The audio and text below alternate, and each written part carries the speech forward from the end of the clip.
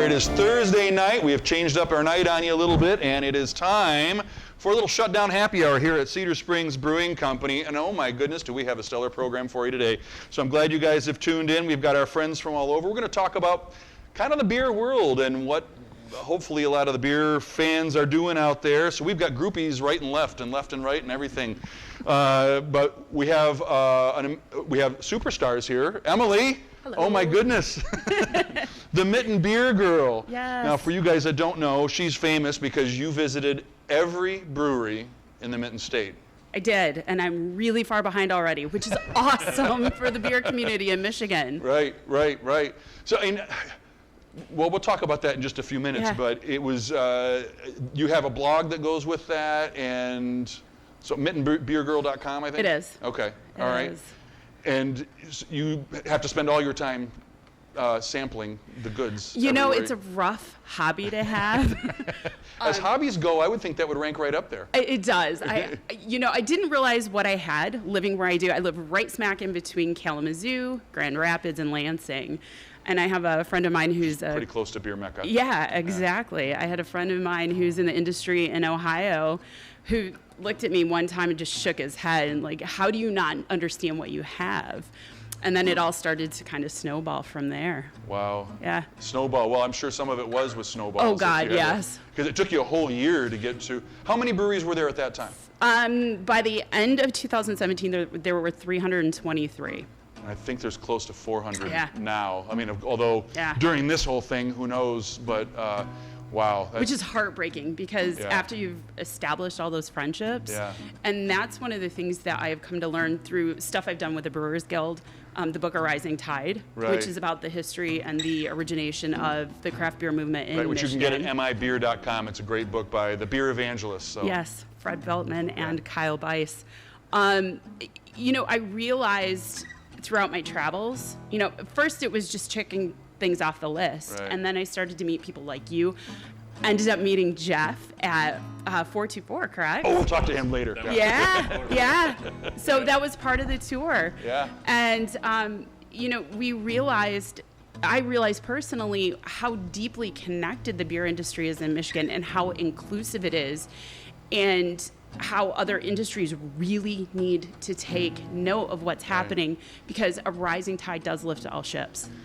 Well, it's interesting when you talk about that community, that sense of community. I know when I started my brewing career in Germany in 1994, I was a foreigner kid, spoke broken language, but I could go in and I could go into a brewery and introduce myself, and here was my brewmaster. And I actually had a female brewmaster at that time I was training under, which was very awesome. unusual at that time. But you were welcomed in as a brother, really, as a colleague, even though I was just really a glorified keg washer. But there was that sense of community from the very beginning, and that's one of the things that really got in my blood and kept bringing me back to this industry, even when I got out for a number of years. It does, and that's why the shutdown has been so difficult and so heartbreaking, because we don't get that interaction. We don't get, the hugs, the hellos, the reconnection that we get, especially through the beer festivals that happen Well, we were throughout laughing the year. when we walked in today because we had to do kind of a virtual hug. We got to stay away because we're so used to really saying hi and greeting our friends when we see them. And one of the people that we always see at the beer festivals and online, and of course you're really active now with the shutdown, because a lot of this community has moved online. So Jeff Mox with the West Michigan Craft Beer Enthusiasts, which is a huge group. How many members are in? We're pushing 4,800 now. Wow. Yep, 4,800 members. Who knew there were that many people who had a taste for fine quality fermented beverage in the state of Michigan? Yeah, it's funny because there's a lot of people that are just kind of like lurkers in there. They want to see what's going on, kind of pulse around the area. Right. There's probably got a good solid 100 people that probably are continuing to always chime in. Well, I think I'm kind of a lurker for the most part. I mean, there's a lot of great groups. I mean, there's the Michigan Brew Enthusiasts, you guys. Right. There's a Detroit group. I mean, and I basically lurk on a lot of those, which is, I mean, we met personally first. We met through Dutch Girl, I think. I think it probably was. Yes. Yeah. That sounds okay, which is about right. unfortunately a brewery that's no longer with us, Right. but out in Spring Lake. But I think that's how you and I first connected, and then of course had the online. No, wait a minute. I think I won a giveaway. I think I had a founders. You won something from us. You got a shirt or some crazy thing. I don't know what it was. It was a while ago. Something that obviously is a treasured heirloom. So. Yeah. So how did you kind of get into this and end up starting that group? I didn't start the group. Okay. I was invited into the group back around member number 80 or so. Okay. And just been kind of with it all along. There was another admin at the time that's begged me forever for, being another admin along his side. Right. And I was kind of reluctant to do it at first, and then finally jumped in, and this is where it's at. When you've made friends through that whole thing. Oh, it's crazy. Yeah. A lot of friends. Yeah. Yeah. It's like selling Amway. Suddenly you can't hang out with people that aren't part of the enthusiast group. Yeah, exactly. So. Yeah. And then we also have Brett over here, who's one half of one of our favorite musical extraordinary duos here with Flatland Grip. So we appreciate you being with us, and you live not too far away. Yep, I live in Rockford. Okay. We're all neighbors. This is definitely one of my favorite places to play because it's not too far for me to go. And I think we've been playing at Cedar Springs Brewery for 3 or 4 years now, and it's really awesome because so a band that I used to be in out in Montana called Mountain Grip. That's actually how we got Flatland Grip, the name of the band. 7-5, carry the one. I get it now. Yeah. We got our start playing at the Madison River Brewing Company in Belgrade, Montana, and we had a regular. So you guys were gig both there. out there, and then you both moved back here? Yeah. Oh no, not Chris. Chris Okay. was in Colorado. Okay. But anyways, we Need a scorecard. exactly. We had a every Wednesday gig at the Madison River Brewing Company for like 3 or 4 years. And it was just so cool, and it's awesome that I'm able to continue it on here at Cedar Springs Brewing Company. We have you in a lot of Wednesdays and Sundays, and then of course for brunch. And then as we're getting into June here, we're going to start having Jeep nights and the Dream Ride nights again. So we've had you guys outside for that as well. Love playing outdoors. And we're looking forward to getting out there here soon with this week's news, of course. So what all are we drinking, Brett? What do you have over there? I am drinking the Outdoorsman Session Ale. All right, yeah, that's a relatively new batch that came out with Centennial hops, so that's always a single hop beer. It's our nice session ale, so it's a low ABV. It's got the same ABV of a Bud Light, actually. Sorry for cursing online, but but that is a nice drinkable. They're not just for breakfast anymore, but a nice drinkable ale that you can have more than once. So yeah, that's my usual. And Jeff, what do you have over there? The modern. The Weiss modern. beer. Okay. Yeah. All right. This is the pale version of a Hefeweizen, as we would call it, and some people do choose to drink that with a lemon. But the style kind of evolved in the '60s, but it's what most Americans think of for Bavarian wheat beer. And Milady. The original Weiss. The original, yes. Be steady, my beating heart. That's the opposite. This is based on that, and this really goes back centuries. So it's one of those old antique recipes. It's there's only a handful of Bavarian breweries still making that now, and to my knowledge, we're one of the few, if not only, making that in the U.S. on a regular basis, and also wonderful. I am actually going a little bit Belgian today with Sir Robin of Camelot, which is Golden Cru. So this is actually a strong ale, a little more gasoline in here. I need a little pick me up here to get us through the rest of Thursday night. So anyway, so we'll get this party started here, and a little bit of a toast. So Prost. Prost. Nice to see everyone. So for you guys that are kind of engaged in the community a little bit, I mean, what do you see is going on? How are people, enthusiasts, people that are craft beer fans, how are they reacting or getting by through this? Dealing with a lot of to-go sales. Everybody that's doing to-go sales, I think, is doing fairly well with it. They're being embraced by the community. A lot of them are also delivering now. Yeah. Was it Arvon? I think has a pretty wide footprint of delivery. Right. Lansing, Traverse City, Detroit. Well, there's a lot of them. I mean, I know Shorts is going to Detroit, and Yeah. Rockford here locally has been going to Grand Rapids and doing deliveries. So. Yeah, I think it's a good alternative to instead of just closing up shop altogether. Yeah. You know, at least you kind of keep something going, keep the momentum going. And we even did cans once as well, just Yes. because we didn't want to have beer going down the drain. Yeah, So. cans were well received. Yeah. I liked it. Yeah, well, we're working on that. We might have our arm twisted. We didn't have a canner, but we're maybe looking at doing something with that going forward. So, we'll see. It makes it easy for going down the river. Yeah, that's true. Well, and we're right here on the White Pine Trail and the North Country Trail. The North Country Trail is the longest longest national park in the U.S. The White Pine Trail, I think, is one of the longest here in Michigan. Right. So we get hikers and bikers that come by here all the time, and sometimes it's hard to carry a growler with you. I have trouble drinking that at one sitting. So Yeah. And so, Emily, for you, I mean, obviously you're plugged in. You work with the Guild, and you're also visiting a lot of breweries. But I mean, have you been able to have contact, whether it's online or anything, with too many people during this? A lot of it has been more local. One of the things that I was, we touched on earlier, being so fearful that all your friends are going to go out of business. One of the things that I am watching is how the community, like, for example, I live in Hastings. Right. We have the Waldorf, which has been a brewery there for, 8 years, 9 years? Longer, like 12 or 13, I think. Okay. And one of the things that they had to do is put a call out for growlers. One of the things that people didn't realize was that with the readjustment and, all the breweries having to improvise, all of a sudden supply chains started to become a challenge. Right. So, at one point, I think I ran down there in my pajamas with a laundry basket full of growlers just so they could keep, How did you get so many growlers? Gee, I have no idea. Bad planning is usually how that goes. Right. I've gotten to where I try to keep a few stash in the car so you don't always just like, darn it, I don't need to have more growlers sitting at home. But yeah. Well, even and you've got a couple of the different breweries that were set to open during the week when we originally shut down that were scrambling as well. Right. My stepbrother owns Gully Distilling. My husband's the brewer there. So they're a brand new place that it's all of a sudden having to look at, what can we do and how do we readjust and with the government shutdown and everything else. So, and I know they're not the only ones. Right. Well, yeah, Brick House here in Sparta is just recently open, and they've opened during this crisis as well with takeout only. But your supply chain is actually an interesting thing. I mean, we're dealing with that in food. I mean, there's certain products we can't get. The price of certain products is really going way, way up. You're reading on the news of farmers that are culling herds for pork products or chicken or beef. Go vegetarian for a little while, I guess.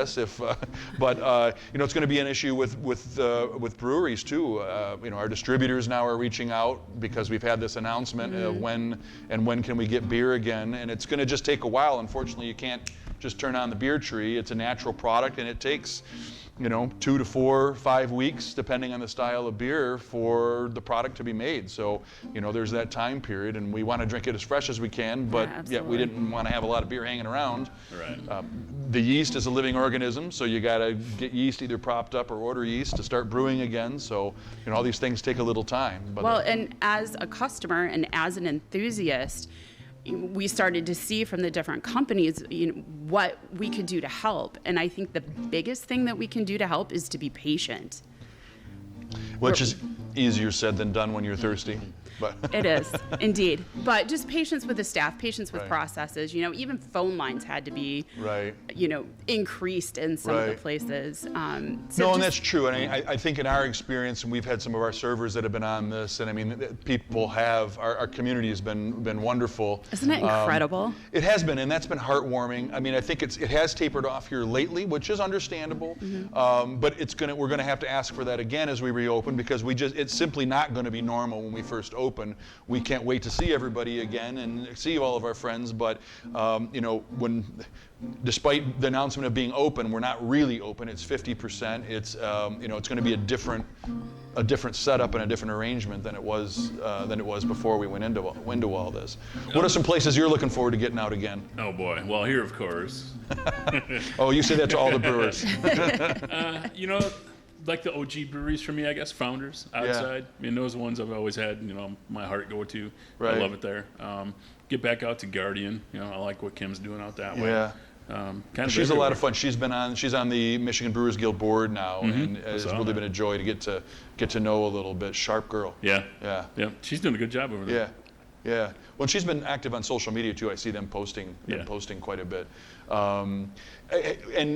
We talked a little bit about the growlers and people trying to get out and support. I mean, have you heard buzz on your online group in terms of,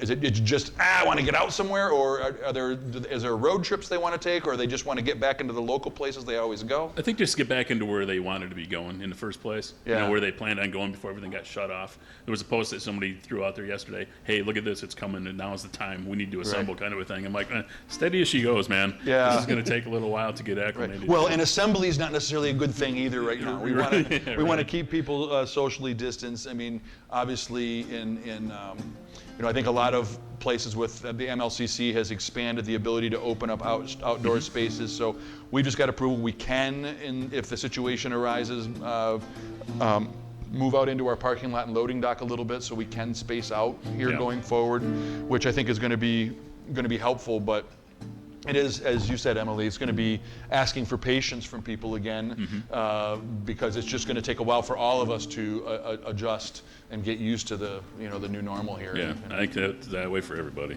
Well, that's awesome. Hey, one of the things that we do here on a regular basis, as we kind of alluded to earlier, is support great live local music, and we're always tremendously we're blown away at the talent that we have in this area on a consistent basis. Here at Cedar Springs Brewing Company, every Wednesday night we have live music, and every Sunday for brunch. And as we get into June here, I mentioned earlier, we'll have our Dream Ride nights on Tuesday nights, and this is with our friends at Vanderhyde Ford and Kevin Irwin with the Freedom Home Group. And on Thursday nights, Jeep nights with Watson Jeep just down here in Cedar Rock, and that's also working with Kevin Irwin at the Freedom Group. And we have great music outside for that as well. And as I kind of alluded to, we'll be able to kind of go out into the lot and look at the vehicles with your glass of beer too. So that's a new little benefit that we'll have coming up here this year. But one of the groups that we have up here on a regular basis is Brett, part of Flatland Grip. So we're so glad again that you could be here with us today, and we'll take a quick little break here, and we'll let you go to work. All right. Yeah, so I am, like many musicians, have been busily writing music in quarantine. Time for that? Yeah, amazingly enough. And this is a song that I wrote. So we've taken this time, the kids are off school, I've got a drift boat, and we have been drifting lots of rivers around the West Michigan area with all the kids. And it's something that I've always loved to do. I'm a big fly fisherman, and it's so cool to see my kids be passionate about being on the river. And this is the first year, so I've got a 2-year-old, a 5-year-old, and a 9-year-old, and we've floated over 50 miles. We remember when that 2-year-old was brand spanking new around here. Oh, yeah, exactly. And a little baby carrying. I'm so glad we're done with that. But she's a handful on the boat. And so, yeah, we've floated 50 plus miles on 5 different rivers over the last month. And it doesn't sound like a lot, but when you have a 2-year-old in the boat, it's a lot. And so, cheers to my wife for keeping her under wraps. Duct tape, it's the handyman's secret weapon. Yeah. So anyways, this song's about drifting the rivers with my kids.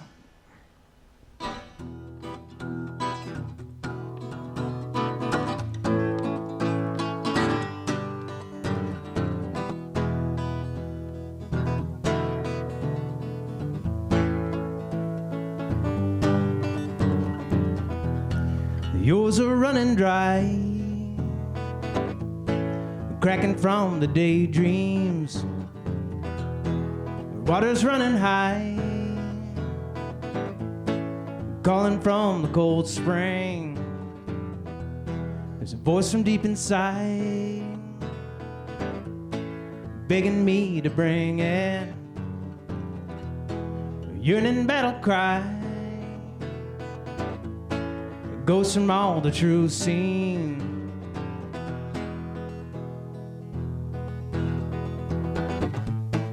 I'm still the same old new human, broke from the molten rock and brim. Wanna stand up and not give in. wanna breathe life into my kids. When I push off of the bank, there's no quick returning. I slowly start to snake into the undetermined. I'm feeling doing right, going with the real flow. Not so we're feeling tight, rolled out with every smooth stroke.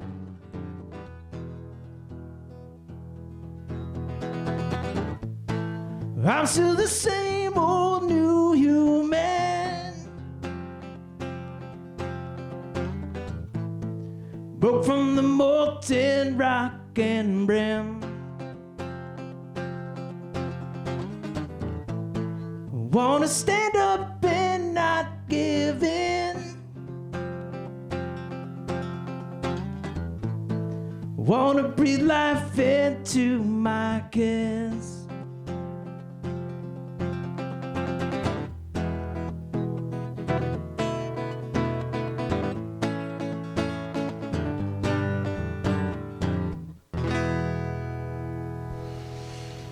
Hey! So we're going to get to have lots of new material from you and Chris as we roll out of this thing, right? A lot. And we are going to get together this weekend and hash it out. No, that's good. That's good. Yeah. Have you guys had a chance to play together since this is? Once, about a day ago. Or do you have to sit on Zoom or Google and play at each other online? You can't quite do that, unfortunately, because of the delay. We've tried it. No, I saw some videos. I saw them do it. Yeah. Well, they're professionals, and they must have really fast internet. Well, that's good. Has Hillary been back with you and getting scheduled again to get you? Yeah, that was awesome. Good. I know she's had a whole bunch of. Yeah, to reach out and give us some dates, and we're like, yeah, we'll take them all. I don't care. We're not even going to look at the calendar because there's nothing on the calendar. Well, yeah, she does have some events now up on our event page on social media, and obviously everything pending this, and hopefully as this order comes in for next Monday to be able to enjoy a beer on premise again here, that we'll be able to move forward and not have another relapse or shutdowns, and we can keep all those dates. So nice. We may even have to pull one up early next week because we weren't planning on that day. This is kind of a week earlier. So, what now? Are you going to be able to get back out and travel a little bit again, or are you? I hope so. Well, everybody's got to ask you all the time, like, how do you do that, and how do you schedule it? And I mean, it had to be a challenge a little bit just the logistics of what I did that year. Was almost a full-time job. If it wasn't for Rex and Mary Halfpenny and the Michigan Beer Guide, oh my God, that would have been so. I would love to have him on.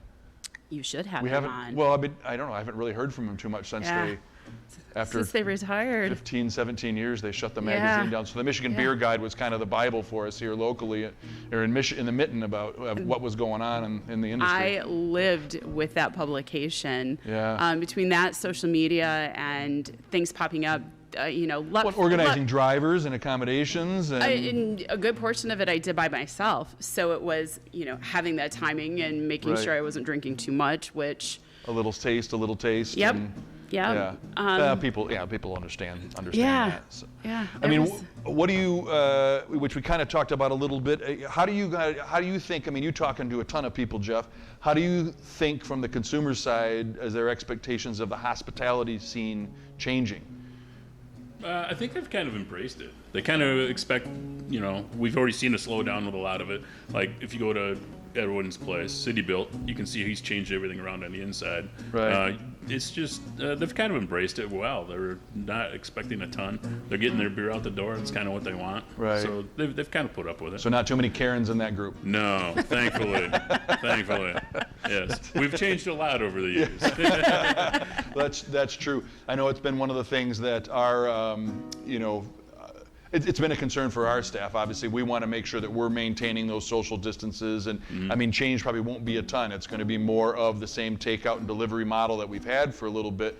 but with the ability, if you want to enjoy your meal here, and if you want to enjoy a beverage while you're here, that you be able to do that socially distanced. So it'll still be counter service for us at the present time, and as this evolves, we won't really move directly into full table service right away. Again, just for the safety of our staff, and to maintain some of these social distancing. I think ones that have like a good property set up, like having a beer garden, are going to prosper well with that, because you can still socially distance a lot of that space out. It's been hard before this because people do want to sit there and can we eat here, drink here, and we haven't really been able to do that.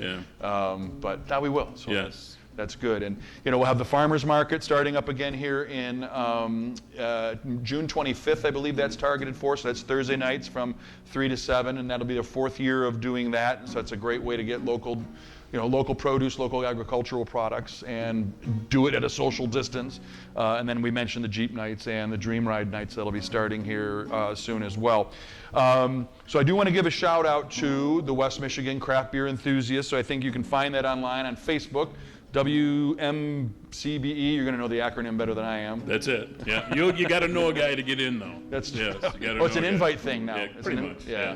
No, that's good, because I'm sure you've had to take out the trash a few times. Yeah, there's been issues. Yeah. Well, any large group is going to be one. I'm in one of the big Detroit Tiger groups, and it's the same way. Every once in a while, somebody gets fired up because they're just really mad about Brandon Inge, and it just goes bad. So. And where do we find mittenbootbeergirl .com? Mittenbootbeergirl on everything. Socials, Facebook, Instagram, website. Yeah, that's awesome. And you do a lot of writing and some artwork as well. I do. It's more not artwork. Definitely not an artwork person, but... Oh, I thought maybe the logo was yours. No, it wasn't. Okay. I wish I was that talented. It's mostly been publication stuff. Okay. I had a cool website hack. Oh, yeah. Yeah, that was very... the Russians, they steal elections and they mess up your website. Yeah, what are you apparently. Going to do? We also have a couple of cool programs that we're participating in. I think hopefully a lot of people have seen Support Michigan Brewing. That is at supportmibrewing.com. And Russ, they have a great T-shirt program out there. I think there's close to 50 breweries around the state of Michigan that are participating in this. And you can go online, and they have great Support Michigan Brewing T-shirts. And I think it's $10 or $11 if every T-shirt goes directly to the brewery. You can designate the brewery that you wish, so you go right on there, choose your T-shirt, pull down the brewery that you want to support, and click when you purchase that T-shirt. And they're $16 or $17. They're not expensive, and they're nice-looking shirts. That donation goes right to the brewery, and Russ has been a great guy, and we've enjoyed working with him. We also want to give a shout out.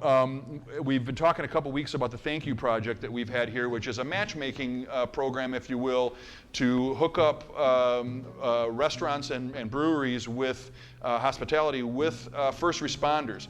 And so we had a wonderful donation from the White Agency here in Rockford and the Michigan Insurance Company. And we were able to donate 55 meals through the Thank You Project to some of our local first responders. That goes to what was formerly Metron here, our fire department, and our sheriff's department here locally. And Chefs at Home is also another cookbook fundraiser. There's I think 20 or 30 local restaurants. Chefsathome.care. Chefsathome.care. If you pop in there, it's a cool downloadable cookbook. Again, that's $16 or $17. That's a fundraiser for the local restaurants that are participating in this, and you can take some of your awesome local recipes at home with you. I just downloaded it this week. It's very, very cool. And then finally, mein Kumpel der Fädel hat gerade einen Geburtstag gehabt, und der Typ ist genial. Bei ihm habe ich schon Weißbier gelernt. A good friend of mine in Bavaria, Fertl, just had a birthday this past Tuesday, but I wanted to make sure I wished him a wonderful birthday. I miss you, buddy, and we'll look forward to seeing you again. I know you have plans on getting over here this year.